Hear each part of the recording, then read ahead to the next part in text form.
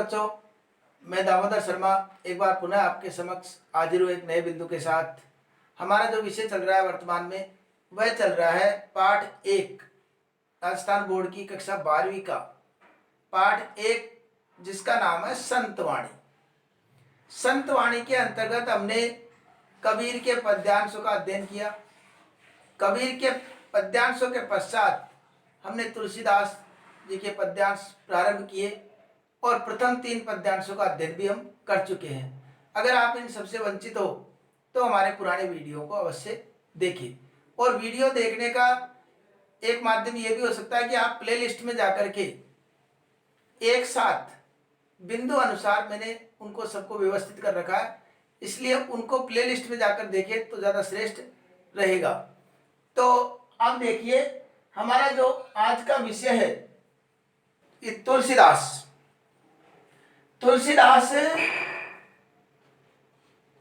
जी ने कुछ अच्छी ज्ञानवर्धक, नीतिवर्धक ऐसी कुछ बातें बताई, उनका हम अध्ययन कर रहे हैं। तो इसका प्रथम पद्यांश हम प्रारंभ करते हैं। राम कृपा तुलसी सुलभ, गंग सुसंग समान, जो जल परे जो जन मिले, जो जल परे जो जन मिले, कीजे आपु समान। अर्थात तुलसीदास जी कहते हैं इस पद्यांश के माध्यम से कि इस संसार में गंगा और सत्संगति दोनों एक समान है। गंगा और सत्संगति दोनों एक समान है। एक समान कैसे, एक समान क्यों माना इनको, वो मैं बताता हूं कि गंगा में स्नान करने के पश्चात बड़े से बड़ा पापी भी अपने पापों से मुक्त हो जाता है, पवित्र हो जाता है, केवल गंगा में स्नान करने से ही। और जो व्यक्ति अच्छी संगति में जाता है, चाहे वो कितना ही दुर्जन हो, अच्छी संगति भी उसको अपने समान बना देती है।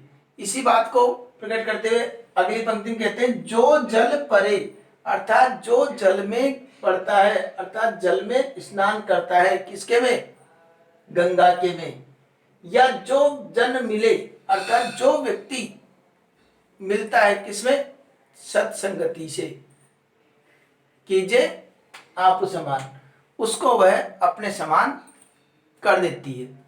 तो कैसे लिखना हमको, कवि तुलसीदास जी सत्संगति के महत्व को प्रतिपादित करते हुए कहते हैं कि इस संसार में गंगा और अच्छी संगति एक समान है, क्योंकि जो व्यक्ति गंगा जल में स्नान करता है उसको गंगा अपने समान पवित्र बना देती है।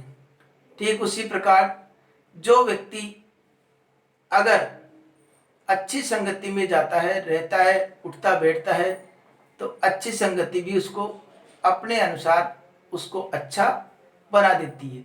तो कुल मिलाकर यह है कि हमें हमेशा जीवन में अच्छी संगति में ही रहना चाहिए। अगला पद्यांश देखिए। अब देखो, इसमें विशेष की बात है। प्रसंग तो हम जैसे लिखते आ रहे हैं, पिछले वीडियो में बताया वैसे हमको लिखना है। विशेष में भी लगभग वही बिंदु है इसके अंदर। विशेष के अंतर्गत ब्रज भाषा, ठीक है। दूसरा उपदेशात्मक शैली और उपमा अलंकार, ये हम इसको विशेष में लिख देंगे, ठीक है। और सत्संगति का बहुत सुंदर चित्रण इसमें किया गया है। सत्संगति के महत्व का बहुत सुंदर इसमें चित्रण किया गया है। ये भी हम विशेष में चौथा बिंदु लिख देंगे। चौथा बिंदु क्या लिखेंगे कि इस पद्यांश के माध्यम से सत्संगति का इसमें बहुत सुंदर चित्रण हुआ है, ठीक है। अगला पद्यांश देखिए। तुलसी या संसार में भांति भांति के लोग, सबसे हिलमिल रहिए नदी नाव सहयोग। तुलसीदास जी कहते हैं कि इस संसार में अनेक प्रकार के लोग रहते हैं, चाहे वो जाति, धर्म, लिंग इत्यादि के आधार पर भिन्न भिन्न हो सकते हैं, लेकिन हमें चाहिए कि सबसे हम अच्छा व्यवहार रखें, हिल मिल करके चले। और किस प्रकार रखें? इस प्रकार रखें कि सबसो हिलमिल चालिए, नदी नाव सहयोग। जिस प्रकार नदी में चलने वाली नाव में जो यात्री बैठते हैं, वह जब बैठते हैं तो आपस में प्रेम और भाईचारे से वो बात करते हैं, उनके मन में छल, कपट, द्वेष, घृणा इस तरह का कोई भाव नहीं होता है, और जीवन में मिलते हैं। और उस समय अगर वो द्वेष रख भी ले तो कोई किसी का कोई नहीं लेने वाला है। सब जैसे ही अपना गंतव्य स्थान आता है, अपने आप अपने अपने स्थानों पे वो चले जाते हैं। उनमें मोह माया इस प्रकार का कोई भाव नहीं होता है। उसी प्रकार ये संसार है। इस संसार में भी व्यक्ति जन्म लेता है, जन्म लेने के बाद में अनेक व्यक्ति जीवन में उसको मिलते हैं।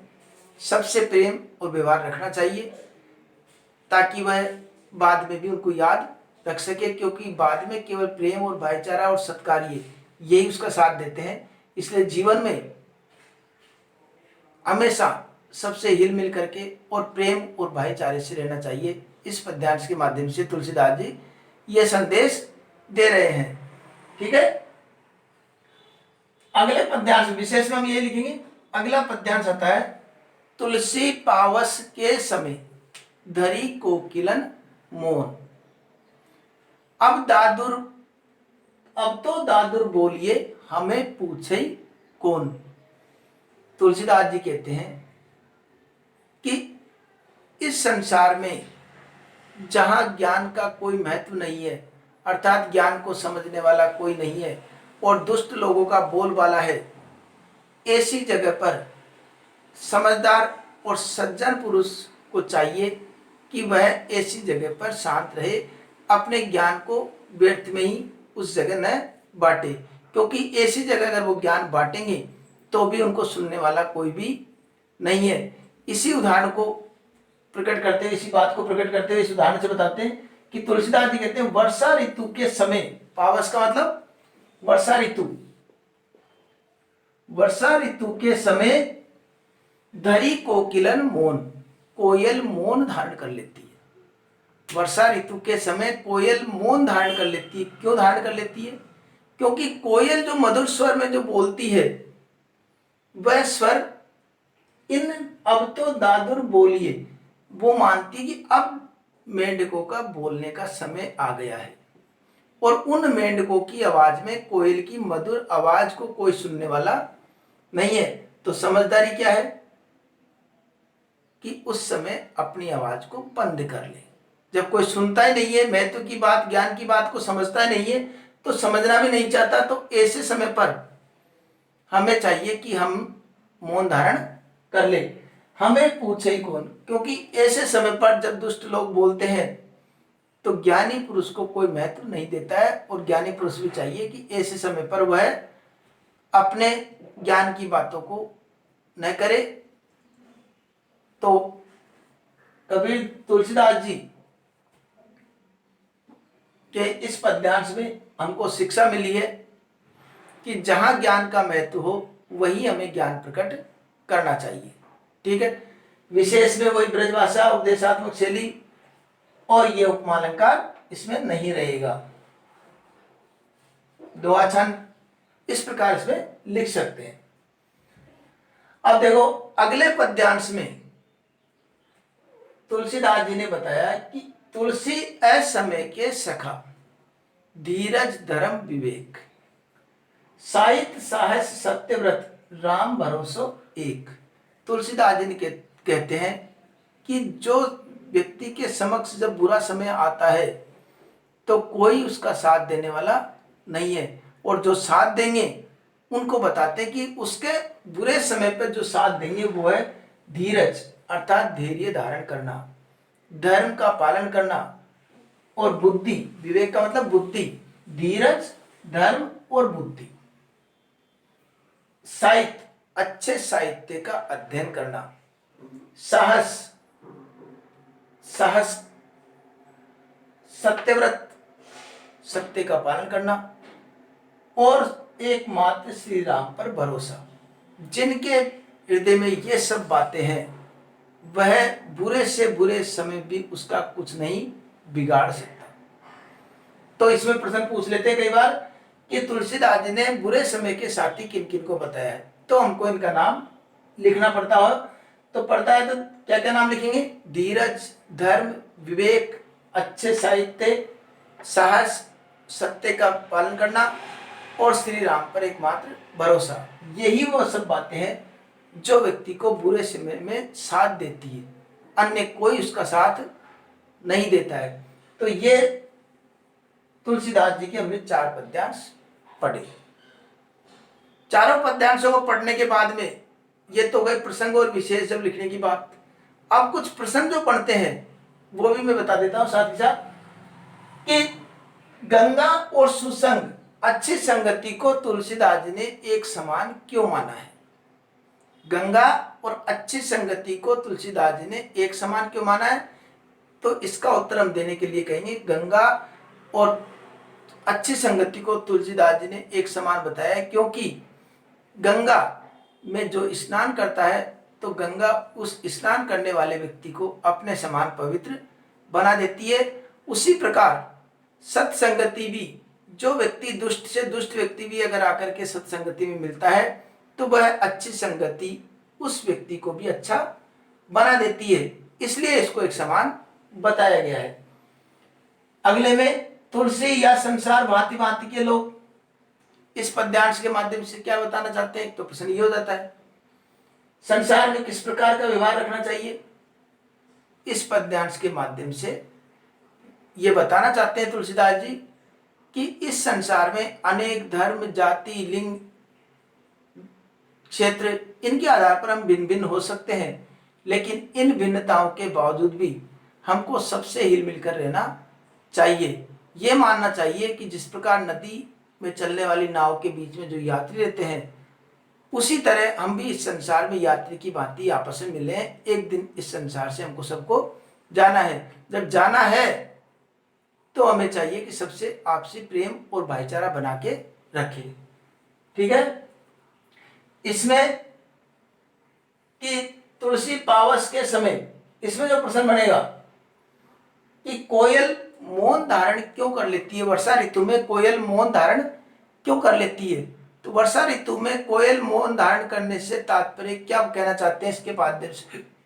तो इसके माध्यम से कवि ये कहना चाहते हैं कि जो ज्ञानी और श्रेष्ठ व्यक्ति है, अगर उनको लगे कि उनकी सुनने वाला कोई नहीं है, चारों तरफ दुष्टों का ही बोलबाला है, तो ऐसे दुष्टों के बीच में वो ज्ञान प्रकट करके अपना समय व्यर्थ करे। इससे अच्छा ज्ञान उस जगह दे जो ज्ञान का महत्व समझे। जो ज्ञान का महत्व समझे उन्हीं को ज्ञान देना ज्यादा श्रेष्ठ है। अगले हम पूछ लेते हैं कि बुरे समय के साथी किनको बताया गया। जो मैंने अभी बताया ये इन सबको बुरे समय का साथी बताया है। ठीक है। अब ये तुलसीदास जी के जो हमारे पद्यांश शामिल थे, 7 पद्यांश, उन 7 पद्यांशों का हम अध्ययन कर चुके हैं और मेरा तो ये मानना है कि साथ ही साथ हम प्रसंग और व्याख्या अपने शब्दों में अपनी कॉपी में लिखते रहेंगे तो हमारा अभ्यास अच्छा रहेगा और आगे भी कई कवियों का अध्ययन हम करेंगे। तो इसलिए निरंतर हमारे साथ बने रहिए। अगले वीडियो में आपसे पुनः मुलाकात होगी। तब तक के लिए धन्यवाद।